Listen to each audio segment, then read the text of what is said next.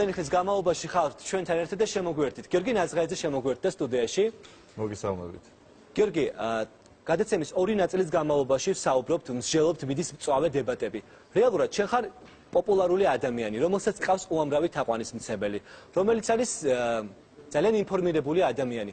რეალურად საჭიროა თუ არა საქართველოში პროსტიტუციის ლეგალიზაცია, იმისთვის რომ ეს პრობლემები მოგვარდეს? მოდი ჯერ სხვანაირად ვიტყვი ამ ყველაფერს ორი რუბრიკა უსმენდი ეთერს გარეთ და აქ იყო ნათქვამი რომ ვინ არის მომხრე პროსტიტუციის და არავინ არ აწია ხელი. ვინ იყო წინააღმდეგი აწია ძალიან უამრავმა ადამიანმა ხელი. მაშინ მოდი ვთქვათ სხვანაირად, ანანიზმით ვინ არის დაკავებული. ავწიოთ ხელი მაშინ, იმიტომ საქართველოში არის ეს პრობლემა. ახალგაზრდობა არ არის დაკავებული სექსით. დაკავებული არის ანანიზმით.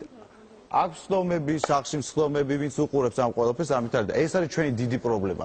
თუ პროსტიტუცია არ იქნება, მაშინ ვიცი როგორ იქნება საქართველოში ცხოვრების რიტმი. ჩვენ სანამ არ მოვიყვანთ ცოლს, ჩვენ უნდა დავჭრით ვაჟიშვილები.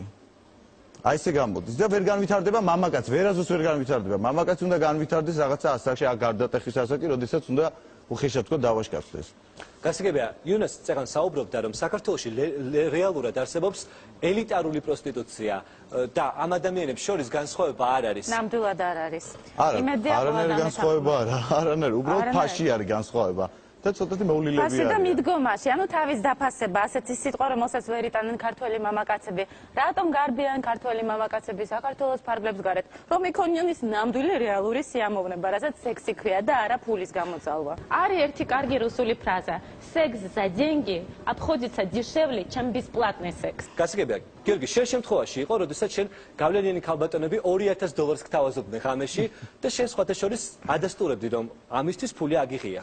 იცი რა არის, ხა გეტყვი როგორ არის. ეს იყო სიმართლის დროში და მე ავხსენი კიდევაც, იყო შემოთავაზება და ვიტყვი იცი რომ მქონდა პერიოდი, როდესაც მე გამოცდილ ქალთან მქონდა ურთიერთობა. გამოცდილი ქალი, ანუ პატარა ბავშვებში ხა არ არის, ჩემ თანატოლებში არ არის გამოცდილი გოგოები.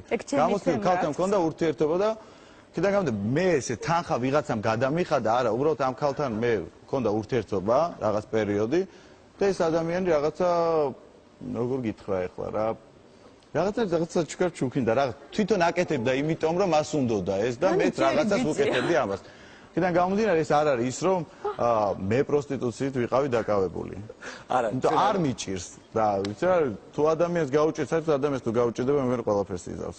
სალიკო ბერგერს მინდა ვკითხო. რატომ მიდიან ისინი ქუჩაში? იცი რა ძალიან ბევრი არიან რომელსაც სხვა ნიჭი არ აქვს რომ სხვა რაღაცა აკეთოს. ან არა აქვს მართლა არა მე იმას არ ვამბობ რომ ეხლა მართლა იშვიათ გამონაკლისი არ არის, მაგრამ ყველა ანუ შეიძლება ცუდად გამომივიდა, ყველა ანუ ამ საქმით დაკავებული ადამიანის ალიბი ის არის რომ მე ამას ვაკეთებ გაჭირვების და რაღაცის გამო და რაღაცა. ხვარიან არა ვთქვათ იგივე შეიძლება უფრო განათლებული რაღაცა გოგო რომელსაც შეუძლია წავიდეს და ისა ცოტა მეტ ფულს შოულობს ამითი ვიდრე იმუშავებდა ვთქვათ რომ იმუშაოს რაღაცა ფირმაში ოპერატორად თუნდაც რო არ ვთქვათ რომ ზარეული ან რაღაცა დამლაგებელი და ასე შემდეგ სხვა პროფესია რომელიც ყველა ადამიანს შეუძლია იყოს მიმტანი ან რაღაცა გააკეთოს ფული იმითი და იმუშაოს ანუ ეს შენ ფიქრობ რომ ფულის შოვნის მარტივი გზაა და ამიტომაც ადგენენ ადამიანები უმეტეს შემთხვევაში ესეა და იმ ფულს როცა ეჩვევა ის ადამიანი რომ ხანდახან ღამეში შეიძლება ძალიან ბევრი ფული გააკეთოს, ხან შეიძლება ნაკლები, აქედან გამომდინარე ის ურჩევნია, რომ თავისი აი ამ ამითი ადვილად საშოვნელი ფულით. თუმცა შეიძლება ეს ფული ხანდახან ძალიან ძნელიც იყოს თავისთავად და ეს ადამიანები რაღაცა რისკის ქვეშ არიან, რომ ან დაავადების და იმ ყველაფრის გარდა შეიძლება შეხვდეს ისეთი კლიენტი თუ ვიღაცა ადამიანი, რომელიც შეურაცხყოფას მიაყენებს, ან შეიძლება ფიზიკურადაც შეეხოს და ასე შემდეგ. დიდი მადლობა. ჯაბა კილაძე გამოშვების ორი ნაწილია, მოთმინებით უსმენს ამ მწვავე დისკუსიას. ჯაბა, რით შეიძლება საქართველოში პროსტიტუციის პრობლემის მოგვარება? აქ ამბობთ და რესპონდენტების ერთი ნაწილი რომ ეს არ უნდა იყოს ლეგალიზაცია. მაშინ რა სხვა გზა შეიძლება იყოს? იცი რა არის, ეს არის ძალიან დიდი პასუხისმგებლობა, როცა შენ აზრს აფიქსირებ მსგავსი რთული თემის მიმართ. მე ესე მიმაჩნია, ხო? პროსტიტუცია ამაზე უკვე ვილაპარაკეს ბევრი რომ საუკუნეები მოდის შენ ამას ვერ აკრძალო. უნდა ებრძოლო, ხო? ახლა მე იმას კი არ ვიზახი რომ კარგია რომ მოდი იყოს ბევრი პროსტიტუციური სახლი თუ რაღაც ხო ხდები და იქ ვიაროთ ყველამ კარგი არა.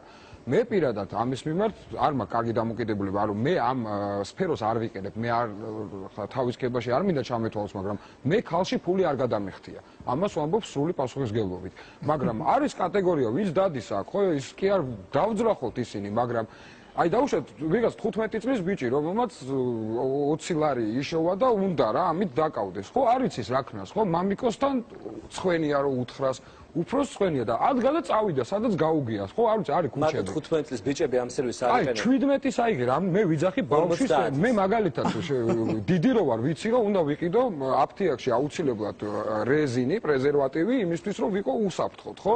იმან შეიძლება არ იცის. მიდის იმ ქალთან, ხო? აი ჩვენ ხო უსმინეთ რომ ის ამბობს რომ დაუცველად მოდი კაცო სუფთა ვარ, რა სუფთა ხარ რა ისა რა გაწერია, რა ვიცი მე რომ სუფთა ხარ, ხო? ტყუილი, ანუ შენ ჩვენ რაზეც ეხლა დავაუთ, მე თუ მკითხავ, თავარი პრობლემა არის არა თვითონ ეს პროსტიტუტკები თუ ვიღაცები, არამედ ის ადამიანები, ვინც იმასთან მიდიან, იმიტომ რომ იქიდან ადამიანმა შეიძლება მილიონი დაავადება აიკიდოს, ხო?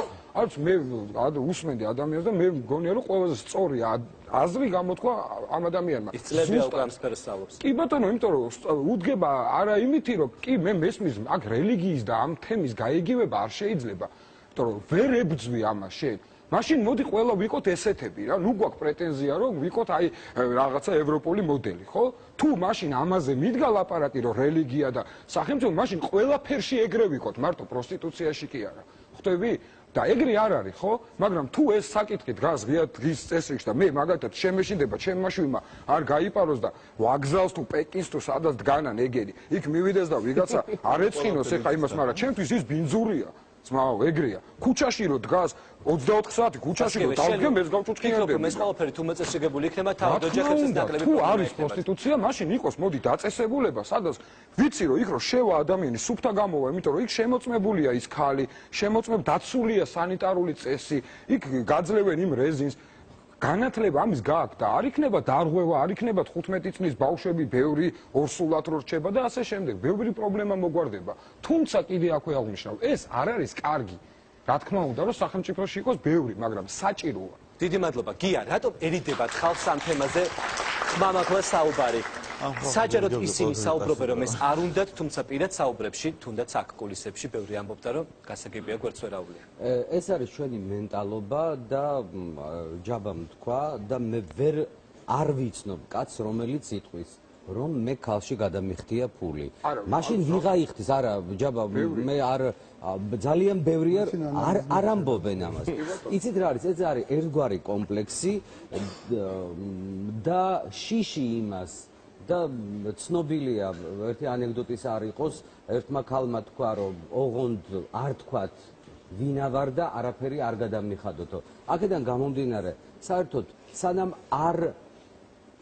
არ იქნება აი ის დამოკიდებულება, თუნდაც ელემენტარული განათლება.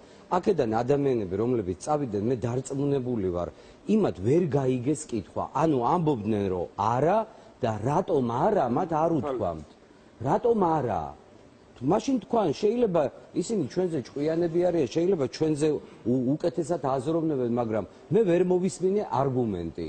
რატომ არა? არა, ეს არის ჩვენი პრობლემა არის ეს, როდესაც ჩვენ კამერის წინ ჩდებით ყოველთვის.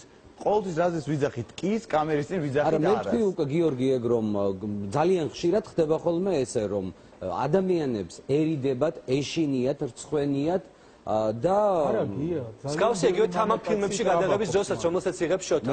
რამდენად ხშირად თახდებია შენი რესპონდენტები რომ შენი მსახიობები რომ მიიღონ მონაწილეობა ამ ფილმში? რა ფილმში? იმ ფილმებს რომელსაც შენ იღებ, სადაც არის სიშიშვე, თამამი, ეროტიკა. მაღალი დონის მსახიობები ძირითადად თახდებიან და აი დამწყები და ვისაც პრეტენზიები აქვს, არა, იმიტომ რომ ეს არ არის ფილმი მხოლოდ სიშიშვლეზე და ეხლა რაც შეეხება პროსტიტუციას, მე მინდოდა სულ გადამეღო კლიპი, სადაც იქნებოდა ეს თემა და ზუსტად აი ძალიან მალე ეხლა ნიუ-იორკიდან ჩამოვა ნუცა შანშიაშვილი, I will survive, მე გადავრჩები, ხო? რემიქს აკეთებს და გადავიღეთ კლიპი, აი ძლიერ ისეთ ქალებზე, რომელსაც ესეთი ტანჯული ცხოვრება ჰქონდა და ძალიან კარგი გოგოებით მონაწილეობენ. დიდი მადლობა. აუდიტორიას მოусმინოთ. დღის შემდეგაც ჩვენი ბოლო სტუმარი და ამით ერთგვარი რეზიუმე გავაკეთეთ. გისმენთ. რომ მე არ ვიცი შედითხარ დაკავებული ანანიზმით თუ სხვა რამით, მაგრამ მე პირადად ჩემი მეგობრები როგორც არ ვარ დამი დაკავებული. ხელის გული მაჩვენე. იმის თქმა მინდა მოდი ახლა ნუ გადავალთ შეურაცხყოფას, თორე არ არის. კარგი, არ არის საჭირო, მოდი ჩავშტოთ კოლექტურულ ფარგლებში, ეს არის სატელევიზიო სტუდია. მადლობა. თუ გაქვთ რაიმე კონკრეტული კითხვა, შეგვიძლია ხელისგულის შემილეს სახეზე გაჩვენოს სხვანაირად ბოდიშით. კარგი, ძალიან გთხოვთ, ჩავჯდეთ კორექტულობის ფარგლებში. დიდი მადლობა. აში! ეს არის 21 საუკუნე.